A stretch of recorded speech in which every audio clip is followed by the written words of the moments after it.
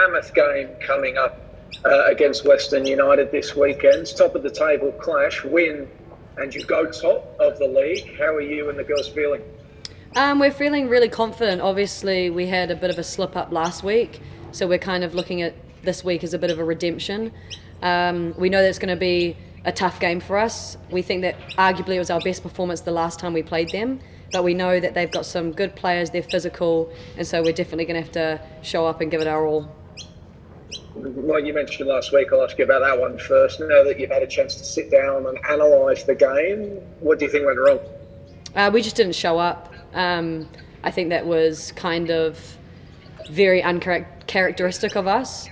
It was very disappointing to see, but we've had a really good week of training. We've done our analysis, we've done our film, and we're ready to kind of like learn from that game, but forget it and kind of move on. And Western, you mentioned how it was one of your best performances of the season, but of course Western won that game. Yeah, they did. Despite that, so how do you go about, I guess in your eyes, rectifying the results side of things? Yeah, I mean, I don't think we have to change a whole lot, but we definitely need to convert our chances. We had some really good opportunities in that game, but unfortunately didn't finish them. And I think if we had, and if we'd finished them early, then it possibly would have been a different outcome for us. But yeah, I don't think it's necessarily about changing a whole lot, but just making sure that when we're in front of that net, we put the ball in the back of it. And you mentioned not showing up against Sydney. Just what is that down to? I mean, it's a away trip. Was it just, do these things happen? Is there anything you can actually do in the build-up to make sure that you are ready to go from the opening whistle against Western? Yeah, like I said, it was very uncharacteristic of us, so it was kind of hard to put our finger on why that happened.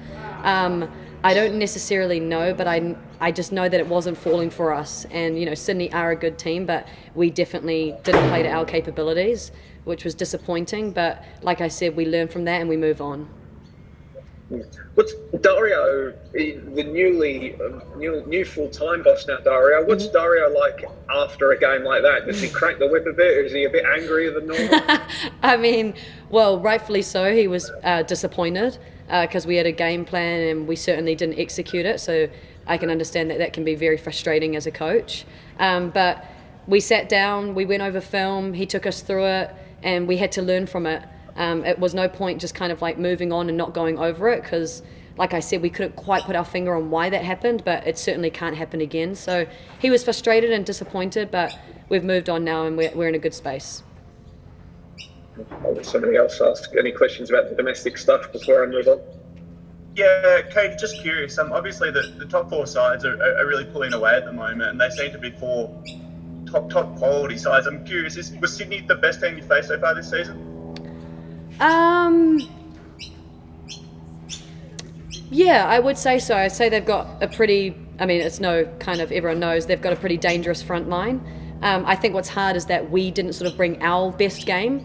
So it's not like a Western United game where we played, I think, our best and just didn't convert and didn't get the result. Like, we didn't actually even show up for this game. So I'd love to see a full-strength Melbourne City kind of go against them again, which we will have later in the season. But I would say that, yeah, they are the best opponents we've faced. And you touched on it a bit earlier, but a loss like last week didn't sort of shake the confidence of the group at all? No, I mean, I think these things happen in football and in sport. I think the more concerning thing was just why that happened. But I think we've had a really good week of training to kind of analyse and see that and put our finger on it. And, you know, collectively we're still together as a group. It was disappointing, but we've got the chance tomorrow to redeem ourselves, so that's what we're set to do. I think Carly's back from injury this week. What does she bring back to the lineup? Carly's a very experienced player. She's got great composure on the ball. Her communication is very good, and she's just a leader in training and on the field. So, yeah, we're happy about that.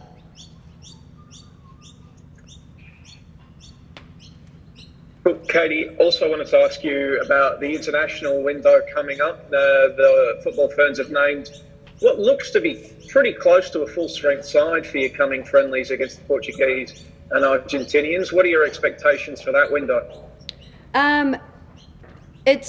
I wasn't in camp the last camp, which was kind of a bit of a mismatch of like a lot of players from domestic overseas. But I heard that internally it was kind of a good camp. I hope that continues going into this one. It's a longer tour, and it's probably the closest thing we're going to have to replicate the World Cup, going 3 games, 2 days in between. Obviously, ideally, I hope that we get the results. I think that we have the chance to get the results. But kind of we just have to see what our game plan is, execute it as best as we can, and similar to here, watch film, go over our games, and just, hopefully try and get the 3 points, because like I said, we're treating it like a World Cup, so we need at least 4 points to get out of the group.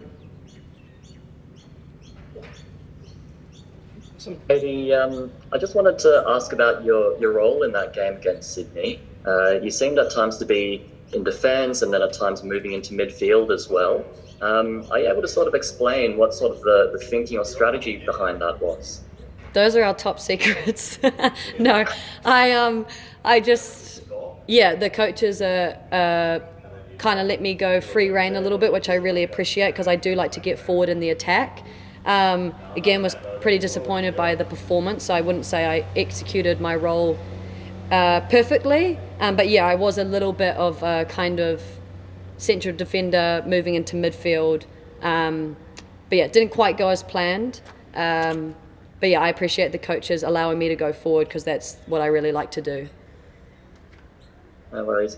And I guess for yourself, how have you felt about your own performances personally with Melbourne? What are you looking to continue to work on for the rest of the season individually? I've been pretty happy with my performances. Definitely, obviously not perfect. I'm still learning sort of the little intricacies and stuff of a central defender. So those are definitely things that I want to kind of, with the help of the coaching staff and my teammates, I want to kind of get down packed and improve obviously every day. And I think that I am doing that kind of like progressively throughout the weeks. I do kind of want to be more solid in defensively in the tackles. I obviously, as a defender, we always want clean sheets. So last week was especially disappointing, giving away 3 goals. So tomorrow that's going to be a huge kind of goal of ours, is keep that clean sheet as defenders. That's the best outcome of the game for us. So that's what I'll be focusing on. No worries. And sorry, I'm not too sure if this was asked earlier, but for the upcoming game, Western United, top of the table, what do you see as sort of the dangers that they're presenting as a team, mostly? I think their physicality and their fight. I think if we kind of do what we did against Sydney and don't show up and don't bring our physical aspect, then it's going to be really tough for us. I've got no doubt that we will, though. They've got a tall, decent forward in Keane, but I know that they've also lost Jess McDonald, which I think would have been a big loss for them, because she was playing in that game last time we played them. I think probably their sort of tenacity and physicalness is their biggest strength. Any more guys? Or we all good? Looking ahead past the international window, obviously, the A-Leagues and the Pride Cup have announced there's going to be a full-on Pride celebration taking place across most teams in the league. Melbourne City, I believe that's the bye week for women, so obviously you're coming off the international break. I guess for your bye weeks, do you like shutting off from football, or this time around is it going to be maybe you get around, you have a look around some of the different grounds, or are you just planning to like shut off completely and actually take advantage of the fact that you have the bye week? I don't think we ever shut off completely. I feel like that's almost impossible.